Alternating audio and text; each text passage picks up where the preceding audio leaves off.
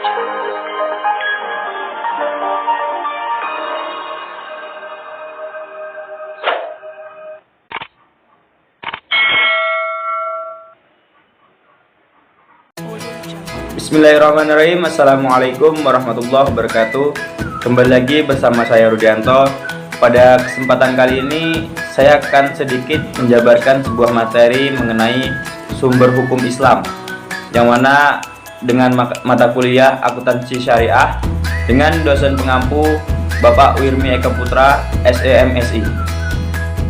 Memasuki slide yang pertama, yaitu definisi sumber hukum Islam, di mana sumber hukum Islam ialah segala sesuatu yang dijadikan pedoman atau yang menjadi sumber syariat Islam, yaitu Al-Quran dan hadis Nabi Muhammad SAW, atau yang sering kita sebut dengan sunnah Rasulullah SAW.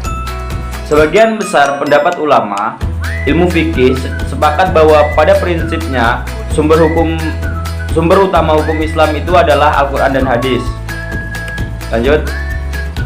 Kemudian pengertian sumber hukum ialah segala sesuatu yang melahirkan atau menimbulkan aturan yang mempunyai kekuatan yang bersifat mengikat, yaitu peraturan yang apabila dilanggar akan menimbulkan sanksi yang tegas. Kita memasuki jenis-jenis sumber hukum Islam, yang mana yang pertama itu sumber hukum Islam yaitu Al-Quran, yang kedua As-Sunnah atau biasa kita sebut hadis, yang ketiga ijma, yang keempat qiyas. Sumber hukum Islam yang pertama yaitu Al-Quran, dimana dalam bahasa Arab berasal dari kata qira'ah atau yang artinya membaca. Bentuk masdarnya yaitu bacaan dan apa yang tertulis padanya, seperti tertuang dalam ayat Al-Quran. Secara istilah, Al-Quran adalah kalamullah yang diturunkan kepada Nabi Muhammad SAW, tertulis dalam mushaf berbahasa Arab yang sampai kepada kita dengan jalan mutawatir. Bila membacanya mengandung nilai ibadah, dimulai dengan surat Al-Fatihah dan diakhiri dengan surat An-Nas. Kita memasuki hukum-hukum yang terkandung dalam Al-Quran. Yang pertama itu hukum i'tiqadiyah, yang mana hukum yang berhubungan dengan keimanan kepada Allah Subhanahu wa Ta'ala, kepada malaikat, kepada kitab-kitab dan para rasul Allah, dan kepada hari kiamat. Kemudian hukum yang kedua yaitu hukum khuluqiyah, di mana hukum yang berhubungan dengan akhlak. Manusia wajib berakhlak yang baik dan menjauhi perilaku yang buruk. Hukum yang terakhir adalah hukum amaliyah.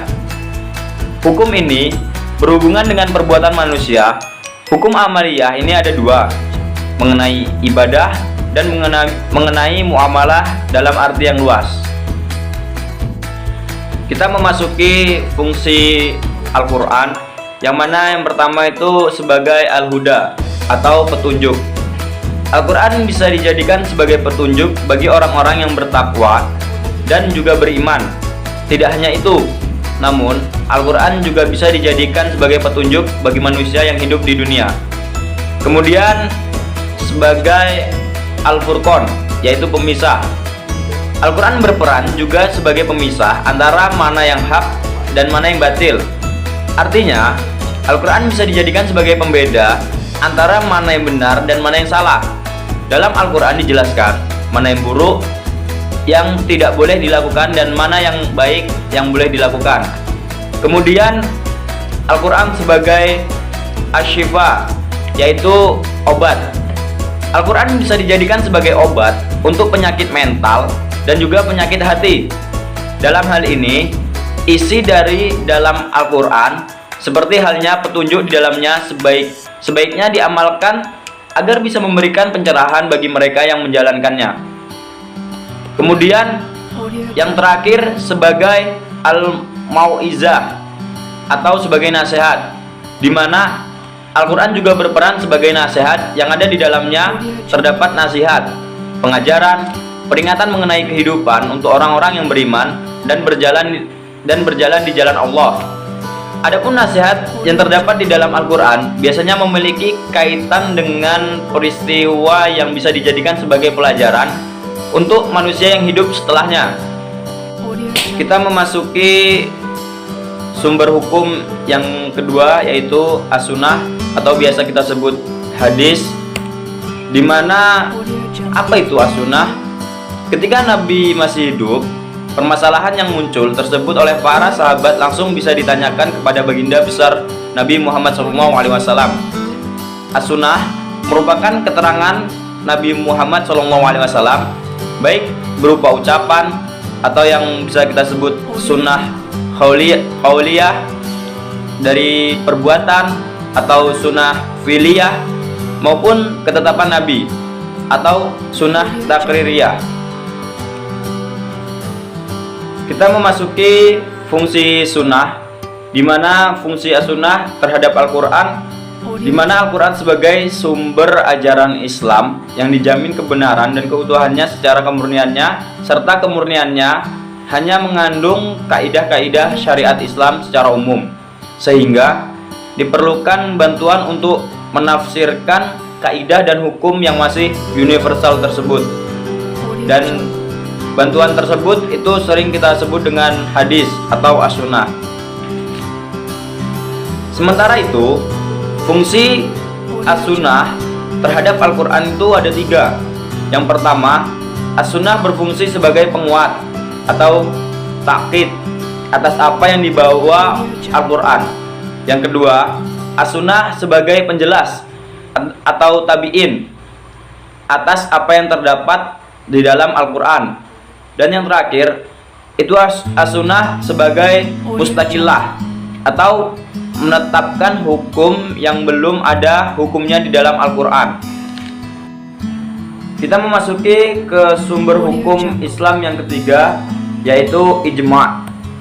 Dimana kata ijma' secara bahasa berasal dari kesepakatan atau konsensus.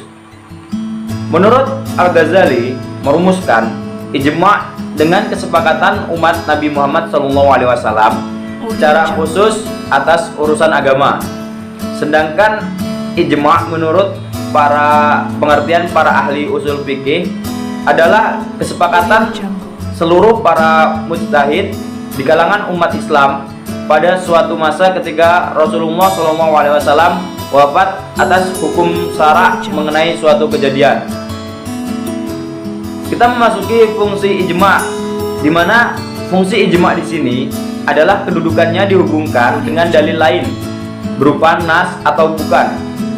Memang pada dasarnya ijma' itu menurut ulama ahlul sunnah mempunyai kekuatan dalam menetapkan hukum dengan sendirinya. Dalam hal ini terkait ada 2 pandangan yang berbeda mengenai kedudukan dan fungsi ijma' dilihat dari sudut pandangan masing-masing kelompok.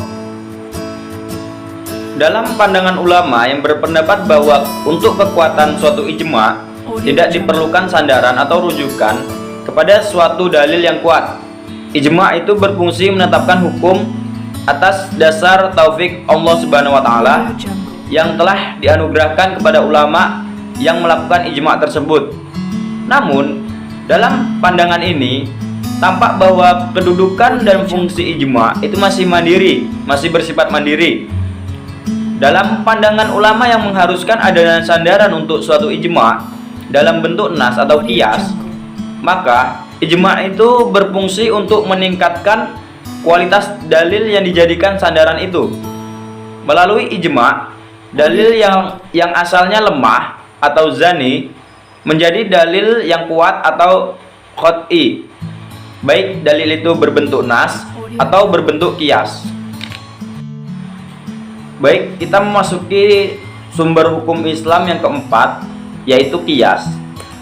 Di mana qiyas adalah penarikan kesimpulan atau inferensi dari suatu masalah hukum yang telah ditentukan hukumnya oleh nas atau Al-Quran dan hadis atau as-sunnah. Untuk suatu masalah hukum yang belum ditentukan hukumnya oleh nas, karena di antara 2 masalah hukum tersebut terdapat makna homonim yang disebut sebagai ilat. Dan menurut Imam Syafi'i, qiyas itu sama dengan ijtihad, di mana qiyas dan ijtihad adalah dua laf yang mempunyai makna yang sama. Berdasarkan pandangan seperti inilah, kiranya Al-Syafi'i membentuk ihtisan, al-maslahah, al-mursalah, dan lain sebagainya. Dalam hal yang berkaitan dengan masalah syariah yang tidak dapat diketahui akal, seperti bagaimana mengetahui analogi dari rincian serta berterima kasih kepada Tuhan, ijtihad diperlukan dalam rangka mencari hal-hal yang mengandung kemaslahatan bagi manusia atas dasar dugaan yang kuat atau Khalid al-Hazan dari pemahaman seorang mujtahid atas dalil al-sam'i.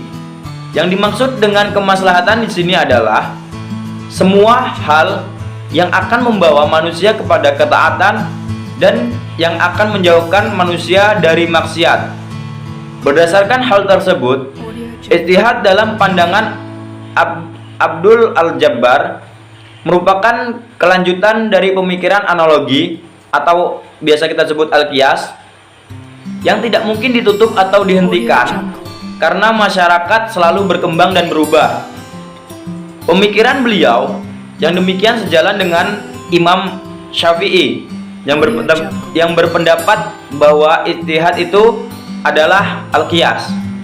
Dalam berbagai persoalan syariah, al-qiyas inilah yang banyak digunakan baik oleh Imam Syafi'i maupun oleh Abdul Al-Jabbar sebagai metode ijtihad untuk menjawab atau menyelesaikan berbagai persoalan baru yang muncul di masanya yang secara tegas tidak dinyatakan baik di dalam Al-Quran maupun di dalam hadis.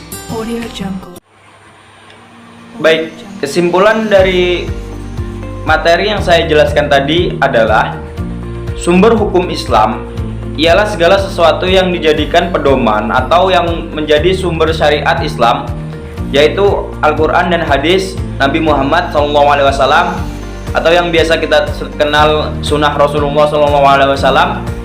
Sebagai sebagian besar pendapat ulama ilmu fikih sepakat bahwa pada prinsipnya sumber hukum Islam itu adalah Al-Quran dan hadis.